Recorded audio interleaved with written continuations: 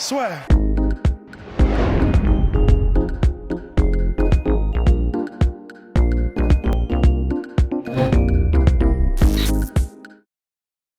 Bien, bonjour à toutes et à tous et bienvenue dans le podcast La Sœur. C'était teasé lors d'une dernière épisode. La fameuse petite cage, si vous vous souvenez, on en avait parlé avec Rust. Il y a quelques mois de cela, on s'était pris raillerie sur raillerie sur raillerie, mais finalement, mais oui, la cage de l'UFC Apex est bien plus petite que la cage habituelle de l'UFC. Je crois que c'est moins 25%, quelque chose comme ça.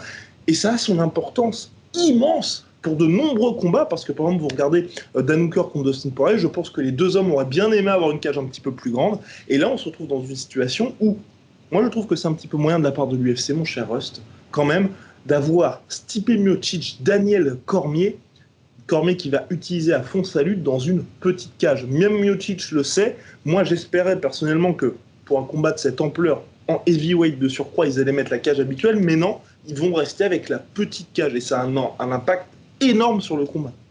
C'est monstrueux, c'est absolument monstrueux, et encore une fois, même si c'est une redite du podcast qu'on a déjà fait, c'est pas nous qui le disons, c'est vraiment les combattants. Le fait que ce soit, alors je crois que c'est quelque chose comme 25%, effectivement, ça n'a pas forcément l'air énorme comme ça.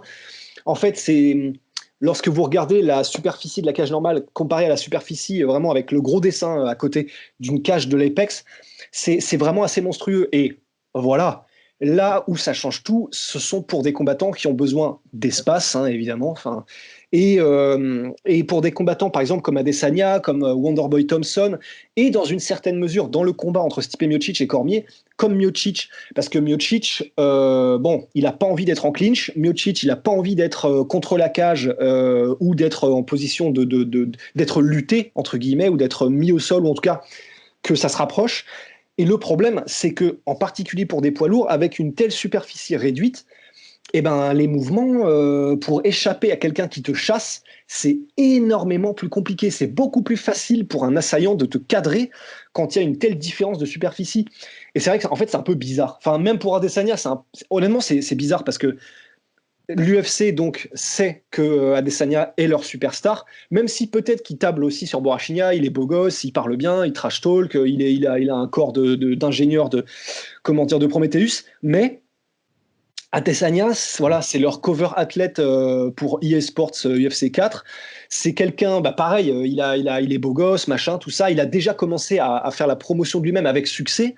Il a un nombre de fans incroyable, il parle bien, tout ça. Et franchement, ça ressemble un peu à un guet-apens. Alors, ils n'avaient peut-être pas le choix, parce que c'est vrai. Si. Il avait. Parce que c'est vrai que c'est. Parce que c'est une cage. Enfin, en fait, je suis comme toi, je suis assez surpris dans le sens où c'est une cage. Même quand ils font tous leurs événements, ils démontent à chaque fois les cages et ils les mettent à tel ou tel endroit. Donc, oui, ils ont le choix et surtout que le revêtement change. Par exemple, quand il y a les Contender Series, qui vont reprendre bien évidemment bientôt, de Dana White, le revêtement change sur la cage. Donc, c'est très modulable tout ça. Ouais, et puis, c'est vrai que pour l'UFC, à moins que ce soit vraiment à l'Apex une cage, tu sais, mais inamovible, le truc, il est rifté à même l'os, tu sais, c'est vraiment des fondations en mode building, mais ça paraît étonnant. C'est vrai que l'UFC qui pense absolument à tout, toujours, tout le temps, ça paraît étonnant qu'ils ne puissent pas faire une cage un peu plus grande. Alors après, évidemment, ce serait galère parce que là, ils vont enchaîner les shows. Et c'est compliqué, c'est vrai que c'est beaucoup plus simple d'avoir une cage et pas de discussion, ça reste la même cage ad vitam aeternam. Mais c'est vrai que là, s'il y a bien un moment où il faut peut-être un petit peu changer sa manière de faire, ce serait peut-être là. Parce que pour le coup, si tu perds une star comme Adesanya, tu perds littéralement un potentiel, peut-être pas autant, mais un Conor McGregor des middleweight, quoi, vraiment. Et puis même, je veux dire, un mec d'un point de vue historique, le gars est toujours invaincu. Ouais. Après, cela dit, Borrachinha aussi est toujours invaincu. Mais là, quelque part, vous avez un petit peu l'histoire du sport qui se joue. Enfin, sans bien évidemment aller un petit peu trop vite. Mais bon, il a fait une superposition. Et pour les tailles, donc c'est 25 pieds la cage de l'UFC Apex, 30 pieds la cage habituelle de l'UFC. Donc vous pouvez voir qu'il y a quand même une différence importante. Ouais. Mais c'est la grosse question. Après, moi, je pense aussi qu'il y a une dimension, mais c'est là où je suis assez surpris, tu vois, qu'ils maintiennent, par exemple, sur Yas Island ou sur les autres événements, les cages qui sont de taille normale par rapport à celle de l'UFC Apex, c'est trop petite. C'est qu'au début, en fait, on avait vu que la cage de l'Apex, comme elle est plus petite, il y a beaucoup plus de chaos. Et il y a donc plus de shows, donc c'est beaucoup plus intéressant pour l'UFC, pour les droits TV, même, on va pas se mentir, pour les spectateurs, entre un combat qui finit par décision ou un combat qui finit par KO, ce qui marque un peu plus les esprits, c'est bien évidemment les KO. Mais dans ce cas-là, tu vois, moi je me dis pourquoi est-ce qu'il n'adopte pas tout simplement la cage de l'UFC Apex? Parce que, mine de rien, pour les combattants, en fonction de ton style, tu vois, si moi perso je suis un lutteur, je vais dire, bah moi je veux absolument combattre à l'Apex. Si Ouais. le choix entre soit tu vas à l'Apex, soit ils t'envoient à Yas Island. Ah bah ça change absolument tout. Et c'est clair que selon ton style, vraiment littéralement, ça fait la différence entre victoire, défaite et potentiellement brutalement, quoi. Et puis salaire, d'ailleurs. Parce que c'est vrai que comme les salaires sont, bah, soit tu doubles ton salaire quand tu gagnes, ça a son importance assez énorme. Ouais, enfin, sans vouloir non plus faire trop des sensationnalistes, ça peut vraiment changer une trajectoire de carrière parce que ça peut faire la différence entre un lutteur qui t'attrape parce qu'il a, ce cadrage qui peut faire cette seconde d'avance en plus et quelqu'un qui t'attrape pas parce que tu réussis à Stephen Wonder boyer ton truc et à t'échapper de quoi qu'il arrive. Et c'est vrai que, bah ouais, voilà, soit il faudrait qu'il fasse que l'un ou que l'autre, mais parce que c'est vrai que je sais plus quel combattant, je sais plus si c'est Ederman ou je sais plus trop qui disait, mais ce qui est un peu frustrant, c'est que ce soit une loterie en fait. C'est-à-dire qu'il y a même des moments où tu sais même pas si la cage que tu vas avoir dans le show qui est à, je sais pas, Denver ou quoi que ce soit sera une grande, une petite cage, et ça change absolument tout dans la préparation que tu te fais du combat. Et c'est vrai que bah ouais, ça peut tout changer. Voilà, les statistiques sont formelles. Il y a plus de KO, il y a plus de finish, quoi qu'en dise Dana White. Et c'est vrai que et voilà, particulièrement. Les mecs savent. C'est là où moi Ouais, tout le monde le sait. Ouais. C'est la loterie, tu vois, tu peux pas du tout banquer là-dessus. Tu te dis, bon, bah, t'arrives sur l'événement, tu fais, bon, bah, c'est plus grand, ok.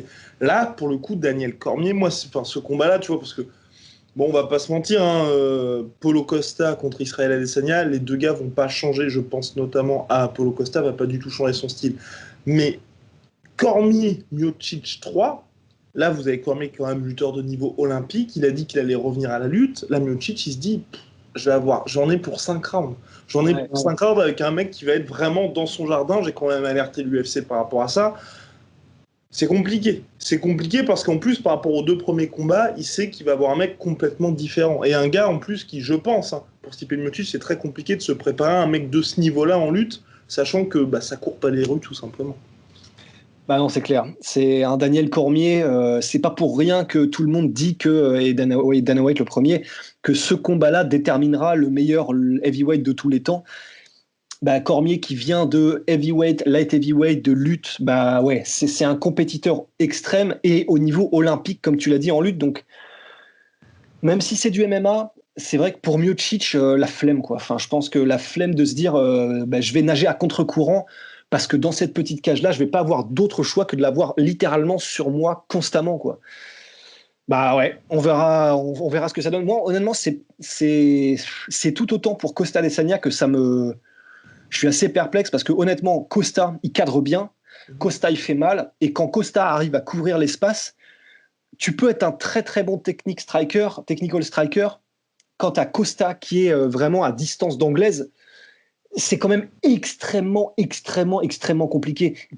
Il faut de l'espace. Il faut de l'espace pour Adesanya. C'est vraiment une question de survie. Et même s'il a dit que ça faisait pas de différence, vous pouvez être sûr qu'il y en a, et il y en a pas une petite, quoi. Enfin là, franchement. Et puis d'autant plus, mon cher Rust, que sur cette même carte, il y a notre cher Cyril Gane qui affronte Shamil Abdourahimov dans une petite cage également. Ouh, pou, pou, pou, pou. Bah, ça fera double test pour Cyril, l'adversaire et puis en plus la cage qui est un petit peu petite. Mais c'est vrai que là aussi, et pour un combattant comme Cyril, c'est bien mieux d'avoir une grande cage. Ah bah, et pour Cyril, presque encore plus parce que. Il faut un terrain de basketball. Hein. Ah bah ouais, presque l'idée de Joe Rogan. Non, parce qu'encore Adesanya, il est pas aussi rebondissant, il est pas aussi, volatile dans ses déplacements. Aérien. Cyril Gane, hein? Ouais, c'est ça. Alors que Cyril Gane, vraiment, c'est vraiment un papillon, mais dans le sens Mohamed Ali. Il a besoin de constamment être sur la pointe des pieds, de constamment se déplacer d'avant en arrière, de tous les côtés, de vraiment garder une énorme distance parce qu'il kick énormément et il peut couvrir avec ses changements de garde somptueux pas mal de distance en très peu de temps. Mais tout le game plan et le jeu de Cyril Gane et son succès reposent sur créer de l'espace en fait. Et ouais, pour des poids lourds, ça va être le vrai test. Ça va être le vrai test. Eh bien, voilà. Parce qu'un Curtis Blades dans une cage de l'Apex, je pense que le mec, il est invaincu. Hein. On l'a vu contre Alexander Volkov, il avait gazé un petit peu sur la fin, mais c'est vrai qu'il s'était quand même imposé face à Alexander Volkov. Absolument, ouais. Bien, mon cher Rust, je vais vous souhaiter une très bonne soirée. Nous moi aussi. Bien évidemment nos partenaires, Venom, le code est dans la description, sponsor de l'UFC, sponsor de la sueur. Que dire de plus à part merci. Merci Venom, si ça vous intéresse de porter l'événement que nous portons fièrement, le lien est dans la description. Et pour My Sweet Protein, jusqu'à moins 70% pour les soldes. Et là, déjà, vous dites, c'est magnifique. Mais en plus, si on vous dit qu'il y a moins 25% supplémentaires avec le code de la sueur, vous allez dire, mais non, mais Guillaume, vous nous mentez. Eh bien non, sur le site MyProtein, là aussi dans la description, c'est du délire. Et la collection que Rust privilégie, c'est bien évidemment la collection... Essentials, mais en fait, même les autres sont bien. Enfin, les Essentials, ils sont plus larges, ils sont plus fat, et du coup, c'est différentes salles, différentes ambiances. On va dire le côté sport en moins. C'est ça. Comme disait. Exactement. Allez, à la prochaine. Allez, à la prochaine. Swear.